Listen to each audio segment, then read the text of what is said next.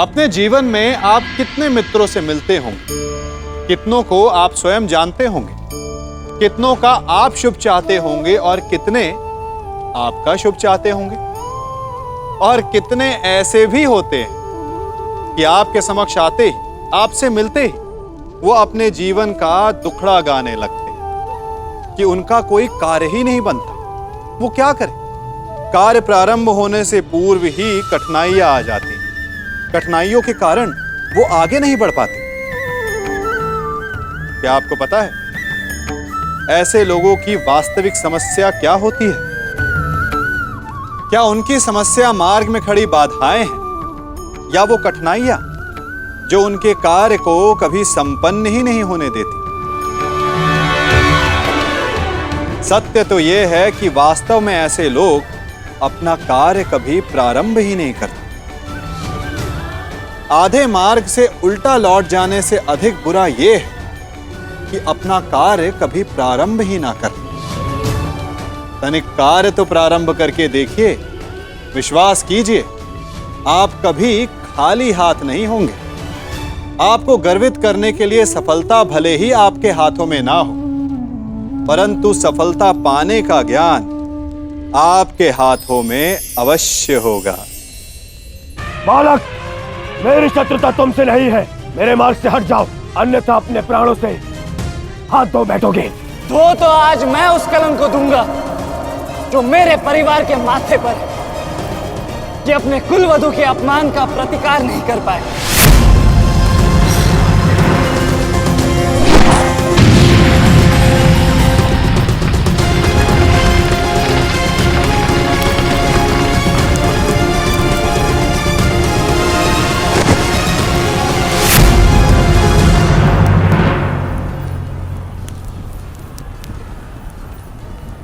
अनुभव करो इस ज्वाला को युवराज दुर्योधन।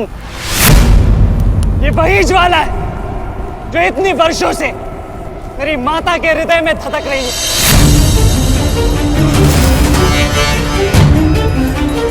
छोटा था मैं बहुत, पर मेरा रोम रोम जल उठता था ये सुनकर कि मेरी माता के साथ क्या हुआ।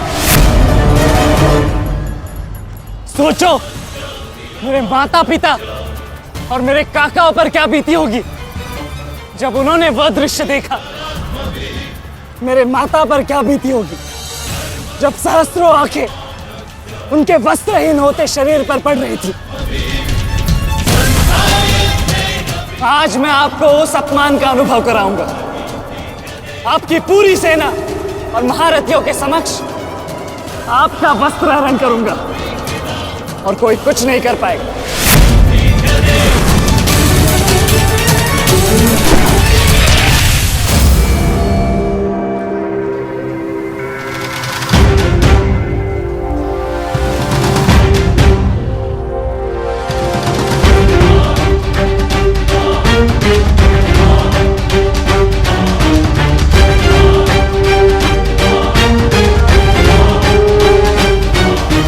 अनुभव करो उस अपमान का, अनुभव करो उस वस्त्रहरण से हुए अपमान का जो आप सभी ने किया।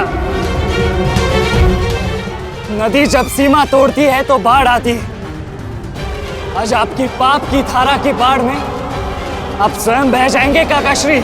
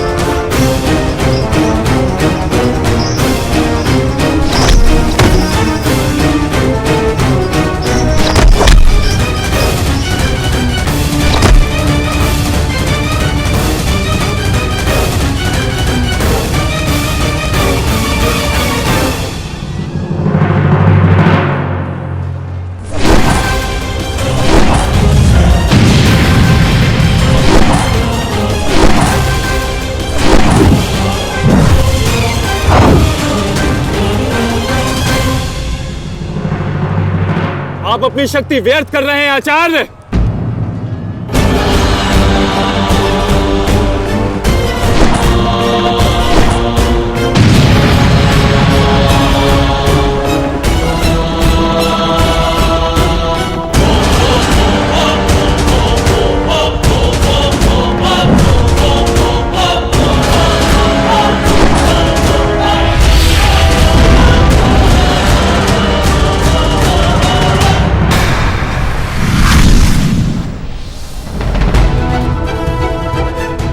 दुर्योधन को मेरी सहायता की आवश्यकता है। चलो सत्यसेन।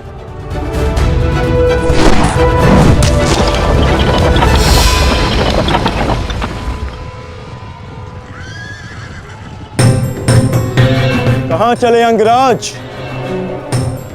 मैं जानता हूं कि तुम्हारे मित्र पे आए संकट का संदेश तुम्हें मिल चुका है, परंतु मैं तुम्हें जाने नहीं दे सकता। तुम कदाचित मुझे रोक सकते थे अर्जुन, परंतु तुमने एक भूल कर दी। तुम अपने रथ पर नहीं हो अर्जुन। हाँ, वासुदेव तुम्हारे सारथी हैं, परंतु महाबली हनुमान का आशीर्वाद तुम्हारे रथ पर नहीं।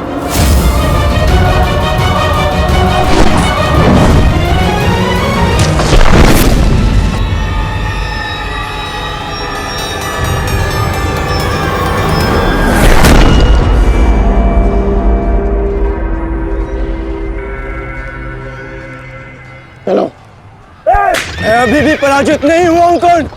तुम इस प्रकार द्रोण छोड़कर नहीं जा सकते।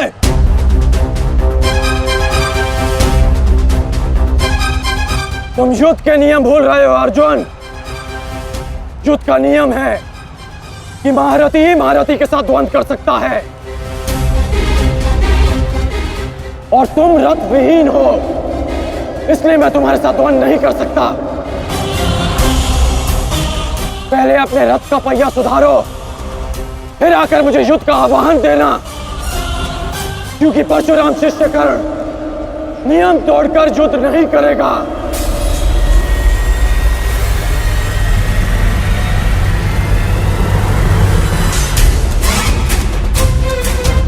चलो सत्यसेन।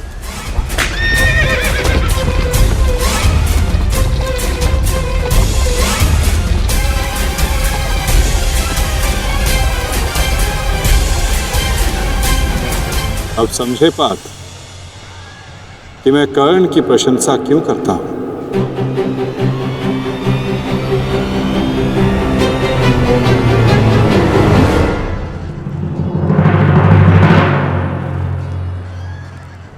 मानता हूं कि आपका वध करना काकाश्री की प्रतिज्ञा थी। उनकी प्रतिज्ञा को भंग करने का दंड मैं सह लूंगा, परंतु आज अपनी माता के अपमान का दंड मैं आपको अवश्य दूंगा।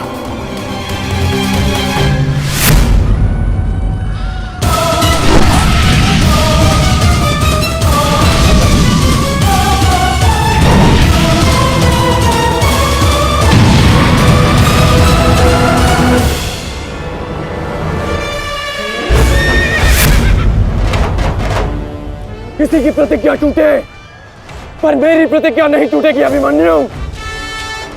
और मेरी प्रतिज्ञा है कि जब तक मैं जीवित रहूंगा, मेरे मित्र के प्राण नहीं जाएंगे।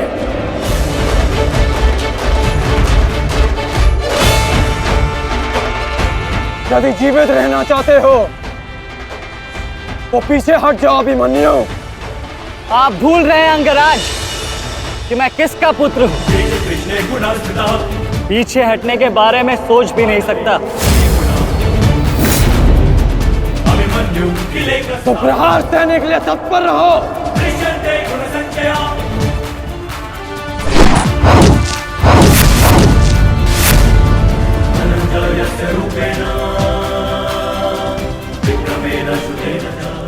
ये मेरे लिए पर्याप्त नहीं अंगराज।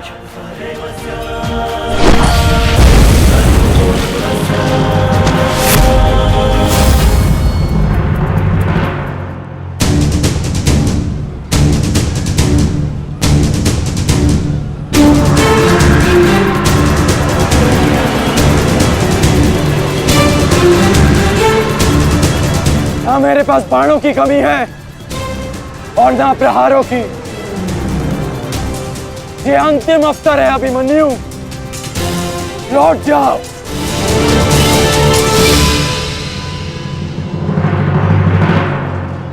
तो मेरे तुनीर में भी उत्तर प्रस्तुत है अंगराज।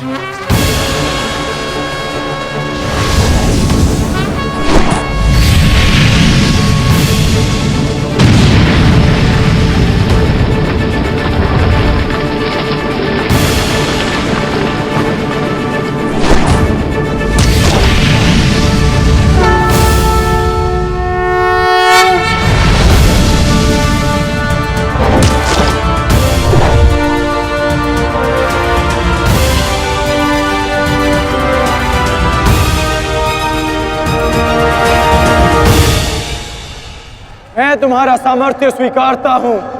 तुम एक कुशल योद्धा हो अभिमन्यु, किंतु कुशल होने के साथ साथ बुद्धिमान होना भी आवश्यक है। लौट जाओ। यदि कल युद्ध करना चाहते हो तो आज जीवित रहना सीखना होगा। लौट जाओ अभिमन्यु।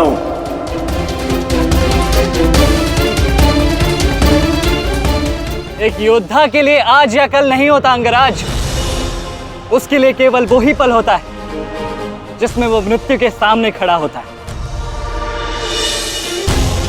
एक वीर योद्धा से सुना था मैं, हे मृत्यु, तैयार यदि तू आने को, प्रसन्न मुखा। द्वार खुला है, तेरा स्वागत, प्रसन्न मुखा।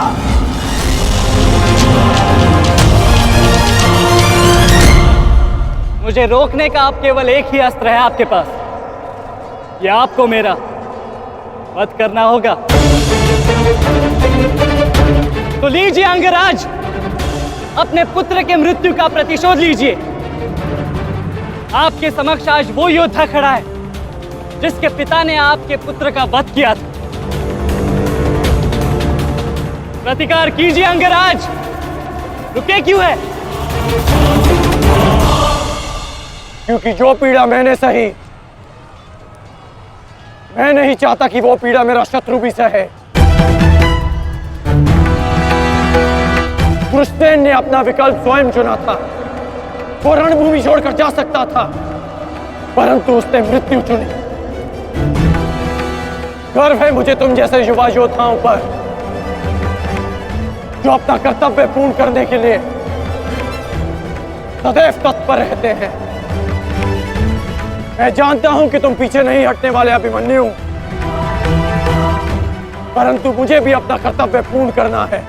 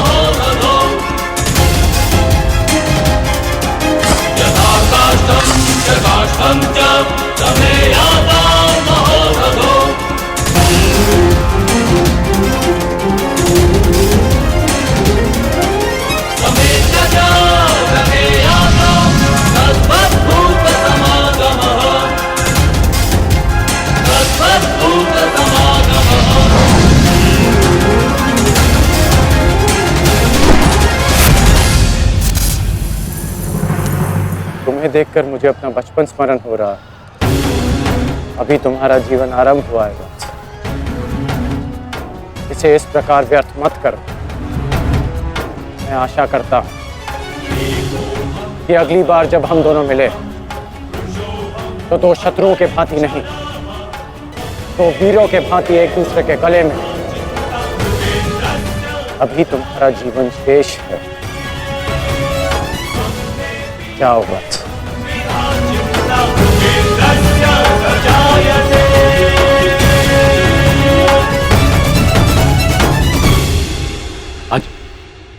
आज कौरवों की विजय हुई है गांधारी। पांडवों की एक अक्षुणी सेना को ध्वंस कर दिया है हमने आज।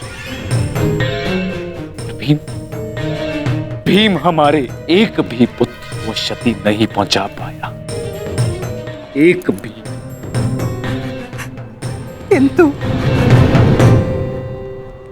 किंतु दुर्योधन का क्या महाराज?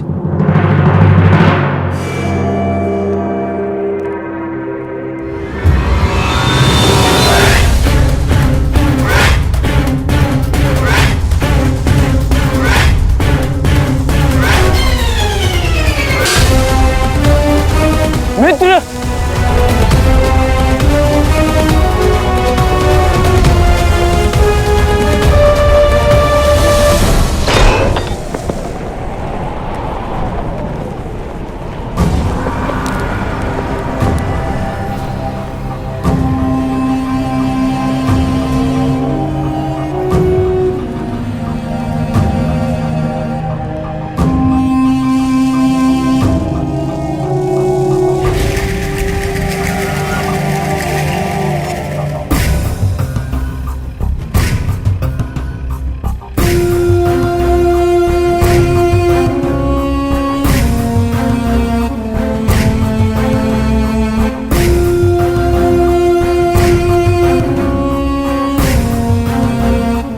आज मैं आपको उस अपमान का अनुभव कराऊंगा। आपकी पूरी सेना और महारथियों के समक्ष आपका वस्त्र हरण करूंगा।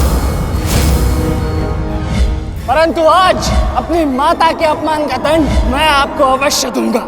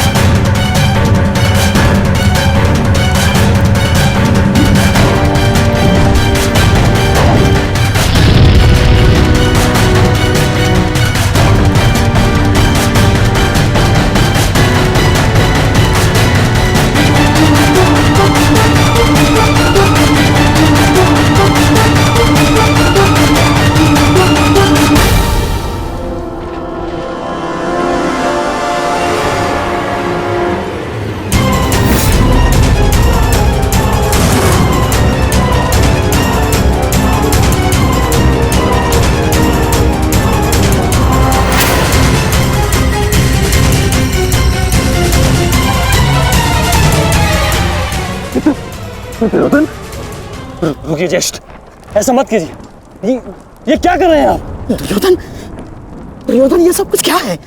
आज के इस युद्ध में हमें विजय मिली है, फिर ये सब कुछ क्यों कर रहे हो तुम?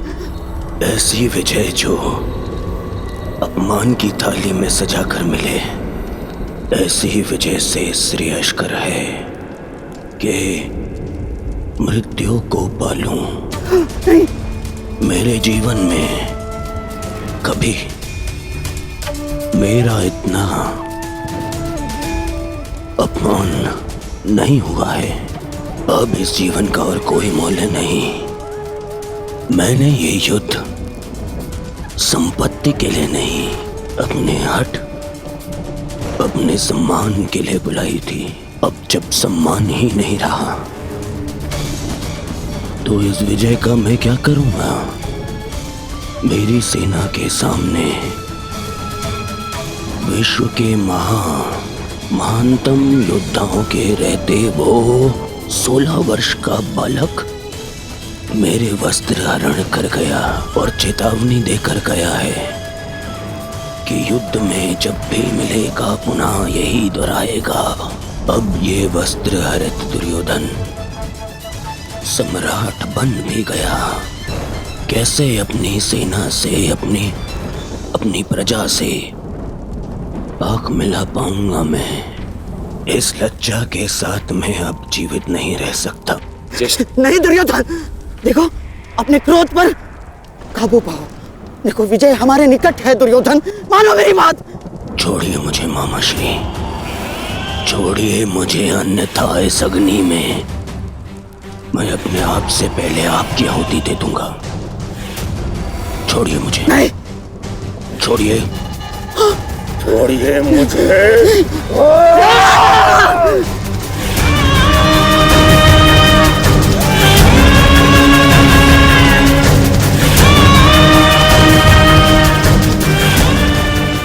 नहीं, नहीं दुर्योधन,